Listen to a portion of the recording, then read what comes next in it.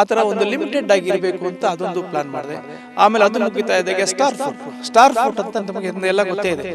ಒಂದೇ ಒಂದು ಗಿಡ ಹಾಕಿದ್ದೀನಿ, 1 ವರ್ಷಕ್ಕೆ ಸ್ವಲ್ಪ ಹೆಚ್ಚು 1.5 ಟನ್ ಈಲ್ಡಿಂಗ್ ಬರುತ್ತೆ, ಹೆವಿ ಈಲ್ಡಿಂಗ್ ಬರುತ್ತೆ. ಯಾರಾದ್ರೂ ಗಿಡ ಹಾಕಿದ್ರೆ ಅವ್ರಿಗೆ ಐಡಿಯಾ ಬರುತ್ತೆ ಎಷ್ಟೊಂದು ಈಲ್ಡಿಂಗ್ ಬರುತ್ತೆ ಅಂತ ಹೇಳ್ಬಿಟ್ಟು.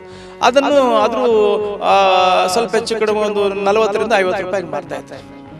ಅದರಲ್ಲಿ ಸ್ವಲ್ಪ ಒಂದು ಅರ್ಧಕ್ಕೆ ನಾನು ಒಂದು 25ರಿಂದ 30 ರೂಪಾಯಿ ಮಿನಿಮಮ್ ರೇಟ್ ಇಟ್ಕೊಂಡ್ರು 35ರಿಂದ 40 ಸಾವಿರ ರೂಪಾಯಿ ಒಂದು ಗಿಡದಿಂದ ತೆಗಿಬೇಕು. ಫಾರ್ಮ್ ಅಂತ ನಮ್ಮ ಒಂದು ಫಾರ್ಮ್ಗೆ ಹೆಸರಿಟ್ಕೊಂಡು ಆ ಒಂದು ಫಾರ್ಮ್ ಒಳಗಡೆ ನಾನು ಅಗ್ರಿಕಲ್ಚರು ರೈತರ ಒಡಂಬಡಿಕೆ ಇಟ್ಕೊಂಡು ಅವರು ಬಂದಾಗ ಅಂತ ಇರ್ತಾರಲ್ವ, ನೀವು ಅಗ್ರಿಕಲ್ಚರ್ ಮಾಡಿದ್ರೆ ಗೊತ್ತಾಗುತ್ತಪ್ಪ ಕಷ್ಟಗಳು, ಕೂತ್ಕೊಂಡು ದುಡ್ಡು ಎಣಿಸ್ಕೊಂಡ್ರೆ ಸಾಲ್ತು ಅಂತ. ಸರಿಯಪ್ಪ ನಾನು ಸ್ವಲ್ಪ ಮಾಡೋಕ್ಕೆ ಶುರು ಮಾಡ್ತೀನಿ ಅಂತ ಹೇಳ್ಬಿಟ್ಟು ನಾನು ಅಗ್ರಿಕಲ್ಚರ್ಗೆ ಬಂದ್ಬಿಟ್ಟು ಈಗ ಎಲ್ಲರೂ ಮಾಡ್ತಾ ಇರೋದನ್ನೇ ಯಾಕೆ ಮಾಡಬೇಕು ಅಂತ ಹೇಳ್ಬಿಟ್ಟು ಎಲ್ಲ ಈಗ ಟೊಮೊಟೊ ಹಾಕ್ತಾರೆ, ಟೊಮೊಟೊನೂ ಸ್ವಲ್ಪ, ಮತ್ತು ಹಾರ್ಟಿಕಲ್ಚರು ಅಗ್ರಿಕಲ್ಚರು ಎರಡೂ ಮಾಡಬೇಕು ಅನ್ನೋ ಒಂದು ದೃಷ್ಟಿಯಿಂದ ನಾನು ಹೊರಗೆ ಬಂದೆ. ಯಾಕಂದರೆ ಹಾರ್ಟಿಕಲ್ಚರ್ ಅಗ್ರಿಕಲ್ಚರ್ ತಂದೆ ತಾಯಿ ಇದ್ದಾಗೆ, ಯಾಕಂದರೆ ತಂದೆನೂ ಒಂದು ಕಡೆ ಇರ್ತಾರೆ, ತಾಯಿಯೊಂದು ಇಬ್ಬರು ಇದ್ದಾಗ ಒಂದು ಸಂಸಾರ ಹೇಗಿರುತ್ತೋ ಆ ರೀತಿ ಎರಡು ರೀತಿ ಬೆಳೆನೂ ಬೆಳೆದ್ರೆ ಯಾವ ರೀತಿ ಇರುತ್ತೆ ಒಂದು ರೈತರ ಒಂದು ಕಷ್ಟ ಸುಖಗಳು ಅನ್ನೋ ಒಂದು ಲೆಕ್ಕದಲ್ಲಿ ನಾನು ಇದಕ್ಕೆ ಬಂದೆ. ಆಮೇಲೆ ಬಂದುಬಿಟ್ಟು ಸ್ಟಾರ್ಟಿಂಗಲ್ಲಿ ಅಗ್ರಿಕಲ್ಚರ್ ಎಲ್ಲರೂ ಮಾಡ್ತಾ ಇದ್ದಾರೆ, ನಾನು ಸ್ವಲ್ಪ ಹಾರ್ಟಿಕಲ್ಚರ್ ಸೈಡ್ ಹಾಕೋಣ, ಗಿಡಗಳು ಹಾಕಿ ಆಮೇಲೆ ಒಂದು ಅಗ್ರಿಕಲ್ಚರ್ ಸೈಡ್ ಬರೋಣ ಅಂತ ಹೇಳ್ಬಿಟ್ಟು ಅಂದಾದಾಗ ಮತ್ತು ನಮ್ಮ ಆದಿಲ್ ಅಂತ ನಮ್ಮ ಫ್ರೆಂಡ್ ಒಬ್ಬರಿದ್ದರು, ಅವ್ರನ್ನ ಕೇಳಿದಾಗ ಅವ್ರನ್ನೊಂದು ಸಲಹೆ ಕೊಟ್ಟರು. ಸರ್ ಥಾಯ್ಲೆಂಡ್ದು ಸೀಬೆಹಣ್ಣು ಚೆನ್ನಾಗಿ ನಡೀತಾ ಇದೆ, ಅದು ಹಾಕ್ಕೊಳ್ಳಿ ಅಂತ ಹೇಳಿದಾಗ ಅವ್ರ ಮುಖಾಂತರನೇ ಗಿಡ ತರಿಸ್ಕೊಂಡು ಅದರಲ್ಲಿ ವೈಟು ಪಿಂಕು ನೆಕ್ಟರು ಅಂದರೆ ನೆಕ್ಸ್ಟ್ ಅಂದರೆ ಪೂರ್ತಿ ಒಳ್ಳೆ ಸ್ಮೆಲ್ ಇರುತ್ತೆ, ತುಂಬ ಚೆನ್ನಾಗಿ, ಅದೊಂಥರ ವೆರೈಟಿ ಅದು. ಆಮೇಲೆ ಸೀಡ್ಲೆಸ್ ಕೂಡ ಸ್ವಲ್ಪ ಇದೆ ನಮ್ಮದ್ರಲ್ಲಿ ಒಂದು 50 ಗಿಡ, ಅದು 4 ವೆರೈಟಿ ಇದ್ದಾವೆ. ಅದನ್ನು ಹಾಕಿ ಸ್ಟಾರ್ಟಿಂಗಲ್ಲಿ ಹಾಕೋವಾಗ 180 ರೂಪಾಯಿ ಗಿಡ ಆಯಿತು. ಅದು ಇನ್ವೆಸ್ಟ್ ಆಯಿತು, ಜಾಸ್ತಿ ಆಯಿತು. ಸರಿ 100 ಜಾಸ್ತಿ ಆಗುತ್ತೆ ಅಂತ ಹೇಳ್ಬಿಟ್ಟು ಯೋಚನೆ ಮಾಡ್ತಾರೆ, ಸರಿ ಯಾರೂ ಹಾಕಿಲ್ವಲ್ಲ ಒಂದು ಸಲ ಹಾಕಿ ಮಾಡಬೇಡ ಅಂತ ಹೇಳ್ಬಿಟ್ಟು ಯಾವ ರೀತಿ ಅದನ್ನು ಕಲ್ಟಿವೇಷನ್ ಮಾಡಬೇಕು ಅಂತ ಇದ್ದಾಗ ಅವ್ರಿಗೂ ಗೊತ್ತಿಲ್ಲ, ಮಾಹಿತಿ ಗೊತ್ತಿಲ್ಲ. ಸುಮಾರು ಕಡೆ ನಾನು ಕೇಳಿದಾಗ ಹೈ ಡೆನ್ಸಿಟಿಯಲ್ಲಿ ಮಾಡಿ ಅಂತ ಹೇಳಿದ್ರು. ಏನು 4x4 ಮಾಡಿ, ಇಲ್ಲ 6x6 ಮಾಡಿ, ಈ ಥರ ಹೇಳ್ಕೊಂಬರ್ತಾ ಇದ್ದಾಗ ನನ್ನದೇ ಓನ್ ಐಡಿಯಾದಲ್ಲಿ ನಾನು ಲೈನಿಂದ ಲೈನ್ಗೆ 10 ಅಡಿ, ಗಿಡದಿಂದ ಗಿಡಕ್ಕೆ ಒಂದು 6 ಅಡಿ, ಆ ರೀತಿ ಒಂದು ಅಡಾಪ್ಟ್ ಮಾಡಿಕೊಂಡು ಹಾಕಿದ್ದೀನಿ. ಆ ಥರ ಹಾಕಿದಾಗ ಈಗ 1.5 ವರ್ಷಕ್ಕೆಲ್ಲನೂ ನಾನು ಕಾಯಿಗೆ ಬಿಟ್ಟಿದ್ದೀನಿ. ಒಂದು 5 ಕಾಯಿ 10 ಕಾಯಿ ಆ ಥರ ಬಿಡ್ತಾ ಆಮೇಲೆ 1-2 ವರ್ಷ ಆಗ್ತಾ ಇದ್ದಾಗೆ ಒಳ್ಳೆ ಈಲ್ಡಿಂಗ್ ಬರ್ತಾಯಿತ್ತು. ಆ ಟೈಮಲ್ಲಿ ನನಗೆ ಒಳ್ಳೆ ದುಡ್ಡು ಬರ್ತಾಯಿತ್ತು. 1 kgಗೆ ಬಿಗ್ ಬಾಸ್ಕೆಟ್ ಕೊಟ್ಟಿದ್ದೀನಿ, ಮೋರ್ಗೆ ಕೊಟ್ಟಿದ್ದೀನಿ, 150ರಿಂದ 160 ರೂಪಾಯಿವರೆಗೂ 1 kg ಕೊಟ್ಟಿದ್ದೀನಿ ನಾನು ಆ ಟೈಮಲ್ಲಿ. ಬರ್ತಾ ಸ್ವಲ್ಪ ಈಗ ಕಡಿಮೆ ಆಗ್ತಾಯಿದೆ, ಯಾಕಂದರೆ ಈಗ ಸ್ವಲ್ಪ ಕಾಂಪಿಟೇಷನು ಜಾಸ್ತಿ ಆಯಿತು. ಪ್ರತಿಯೊಂದು ಬೆಳೆಗೂ ಕಾಂಪಿಟೇಷನ್ ಅನ್ನೋದು ಇದ್ದೇ ಇರುತ್ತೆ.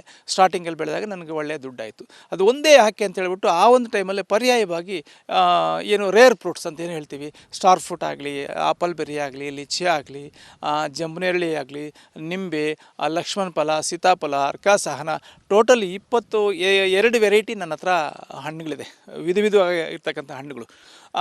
ಅಂದರೆ ಈ 12 ತಿಂಗಳೂ ನಾನು ಸ್ಟಾರ್ಟಿಂಗು ಪ್ಲ್ಯಾನ್ ಮಾಡ್ಕೊಂಡಿದ್ದು ಉದ್ದೇಶ ಅಂತ ಹೇಳಿದ್ರು, ಪ್ರತಿ ದಿನ ನಾನು ತೋಟ ಓಡಾಡುವಾಗ ಯಾವುದೋ ಒಂದು ಗಿಡದಲ್ಲಿ ಹಣ್ಣು ಇರಬೇಕು ಅನ್ನೋ ಒಂದು ಲೆಕ್ಕದಲ್ಲಿ ಪ್ಲ್ಯಾನ್ ಮಾಡಿದಾಗ ನನ್ನ ಒಂದು ನಾಲೆಡ್ಜಿಗೆ ತಕ್ಕನ ಹಾಗೆ ಕೆಲವೊಂದು ಗಿಡಗಳು ಯಾವ ಸೀಸನಲ್ಲಿ ಏನೇನು ಗಿಡ ಬರುತ್ತೆ ಅಂತ ಹೇಳ್ಬಿಟ್ಟು ಲೊಕೇಟ್ ಮಾಡಿ ಹಾಕಿದ್ದೀನಿ.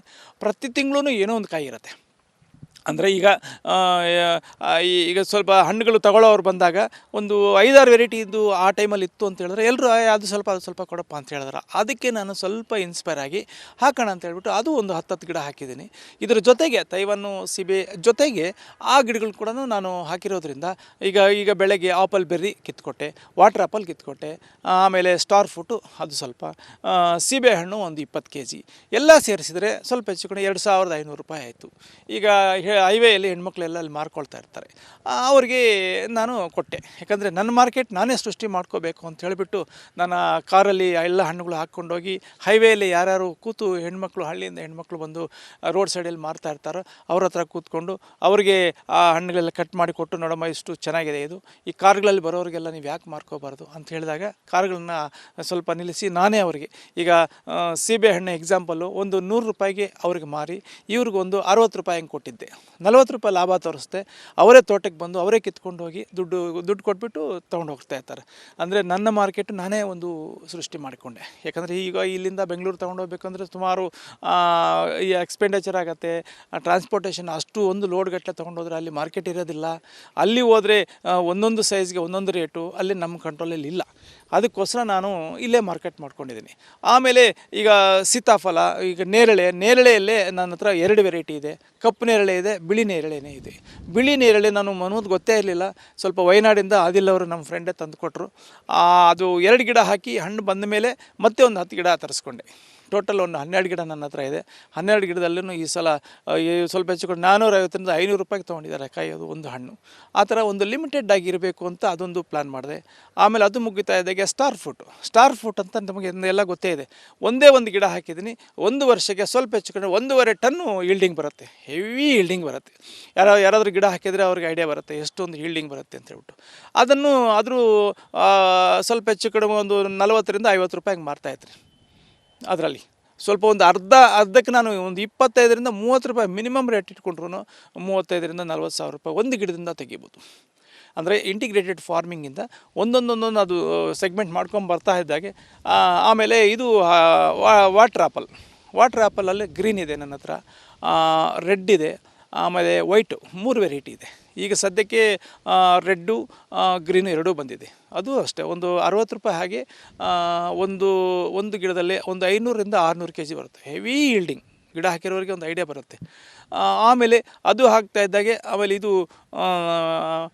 ಇದು ಏನು ಹನುಮಾನ್ ಫಲ ಅಂತ ಹೇಳ್ಬಿಟ್ಟು ನಿಮಗೆಲ್ಲ ಗೊತ್ತೇ ಇರುತ್ತೆ. ಕ್ಯಾನ್ಸರ್ ಫ್ರೂಟ್ ಅಂತಲೇ ಹೇಳ್ತಾರೆ. ಹನುಮಾನ್ ಫಲ ಅಂತ ಹೇಳ್ತಾರೆ, ಲಕ್ಷ್ಮಣ ಫಲ ಅಂತ ಹೇಳ್ತಾರೆ. ಮುಳ್ಳು ಬರುತ್ತೆ. ₹140ರಿಂದ ₹150 1 kg ಬೆಂಗಳೂರಿಗೆ ಕಳಿಸ್ಕೊಟ್ಟಿದ್ದೆ. ಅದೊಂದು 2 ಗಿಡ ಹಾಕಿದ್ದೀನಿ. 2 ಗಿಡದಿಂದ ಒಂದು ಗಿಡಕ್ಕೆ 250ರಿಂದ 300 kg ಬರುತ್ತೆ ಒಂದು ಗಿಡದಲ್ಲಿ ಈಲ್ಡಿಂಗ್. ಅಲ್ಲಿಗೆ ಜಾಸ್ತಿ ಆಗಿದ್ದನ್ನು ಅಲ್ಲಿಗೆ ಕಳಿಸ್ತಾ ಇರ್ತೀನಿ. ಇಲ್ಲಿ ನಮ್ಮವ್ರಿಗೆ ಅಭ್ಯಾಸ ಇಲ್ಲ ಹಣ್ಣುಗಳು ತಿನ್ನೋದಕ್ಕೆ. ಹಣ್ಣಾಗಿರೋದನ್ನು ನಾನು ಸುಮಾರು ಜನಕ್ಕೆ ಕೊಟ್ಟಿದ್ದೀನಿ, ಚೆನ್ನಾಗಿದೆ ಅಂತ ಹೇಳ್ತಾ ಇದ್ದಾರೆ. ಈಗ ಆ ಅಭ್ಯಾಸ ಮಾಡ್ಕೊಳ್ತಾ ಇದ್ದಾರೆ ಅದು. ಆಮೇಲೆ ಸೀತಾಫಲದಲ್ಲಿ MNK ಗೋಲ್ಡ್ ಒಂದು, ಬಾಲಾನಗರ್ ಒಂದು 2 ವೆರೈಟಿ ಇದೆ. 2 ವೆರೈಟಿನೂ ತುಂಬ ಚೆನ್ನಾಗಿ, ಅದೊಂದು 30 ಗಿಡ ಹಾಕಿದ್ದೀನಿ. ಅವನು ಈಲ್ಡಿಂಗ್ ಸ್ಟಾರ್ಟ್ ಆಗಿದೆ 2 ಇಯರ್ಸಿಂದ. ಅದ್ರ ಜೊತೆಯಲ್ಲಿ ಅದೊಂದು 15 kg 20 kg 2 ದಿವಸಕ್ಕೆ ಒಂದು ಸಲ ಆ ಸೀಸನಲ್ಲಿ ಕಿತ್ತು ಕೊಡ್ತಾ ಇರ್ತೀನಿ. ಆಮೇಲೆ ನಿಂಬೆ ಕೂಡ ಒಂದು 6 ಗಿಡ ಹಾಕಿದ್ದೀನಿ. ನಿಂಬೆ ಯಾವಾಗಲೂ ಹಣ್ಣು ಬರ್ತಾನೆ ಇರುತ್ತೆ. ನಾನು ಟೌನ್ಗೆ ಹೋದಾಗ ಒಂದು 100-200 ಕಾಯಿ ತೊಗೊಂಡೋಗಿ ಕೊಟ್ಟರು ₹1 ಆದ್ರೂ ₹200 ₹300. ಅಂದರೆ ಅದು ಕೂಡ ಒಂದು ಇನ್ಕಮ್ ಜನ್ರೇಟ್ ಆದಂಗೆ.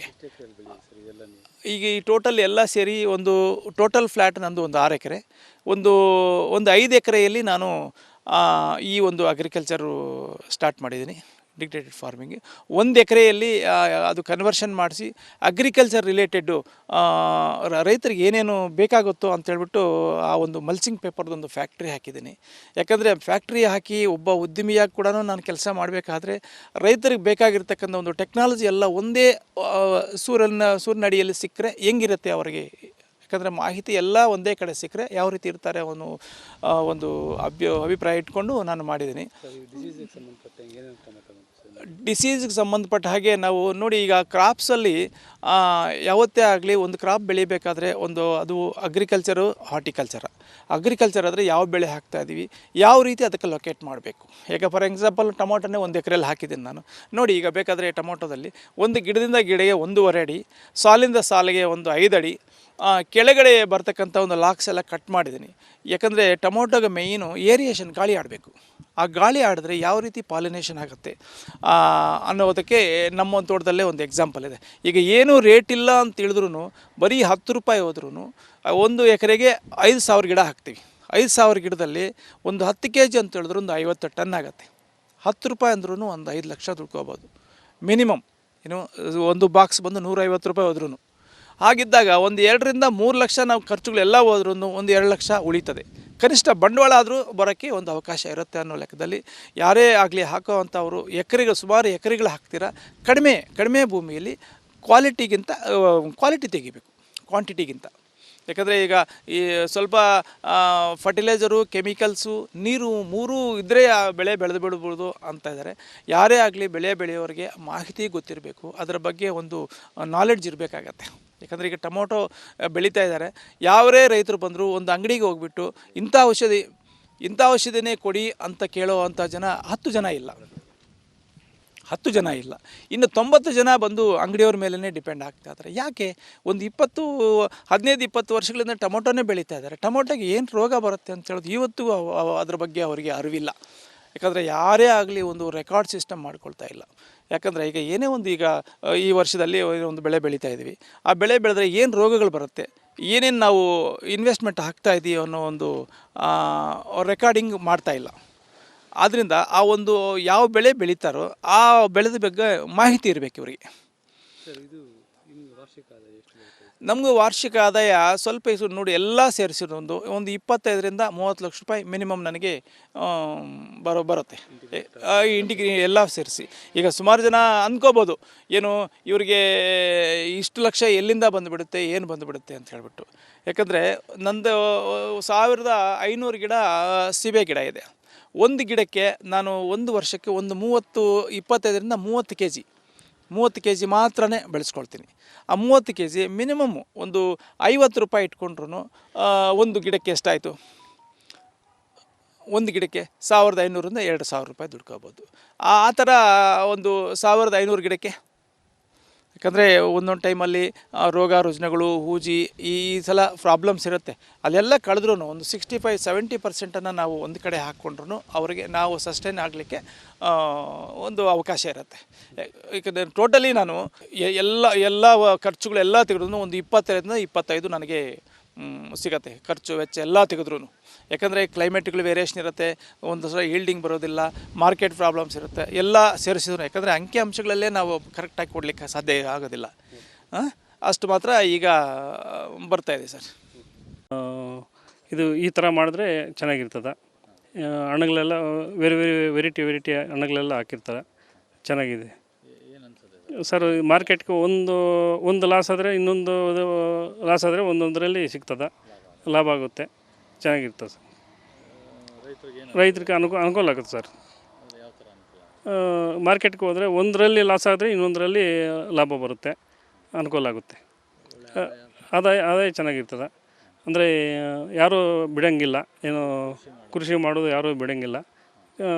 ಅನಿಸುತ್ತೆ ಸರ್, ಚೆನ್ನಾಗಿ ಮಾಡಬೇಕು ಅಂತ, ಚೆನ್ನಾಗಿ ಇದು ಇಲ್ಲಿ ನೋಡಿದ್ರೆ ಅನಿಸುತ್ತೆ, ಚೆನ್ನಾಗಿ ನಾವು ಮಾಡಬೇಕು, ನಾವು ಇದು ಮಾಡಬೇಕು ಅಂತ ಅನಿಸುತ್ತೆ.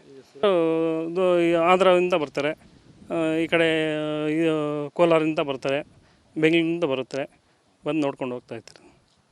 ಆಂಧ್ರ ಅವರು ಜಾಸ್ತಿ ಬರ್ತಾರೆ, ಬಂದು ನೋಡ್ತಾರೆ.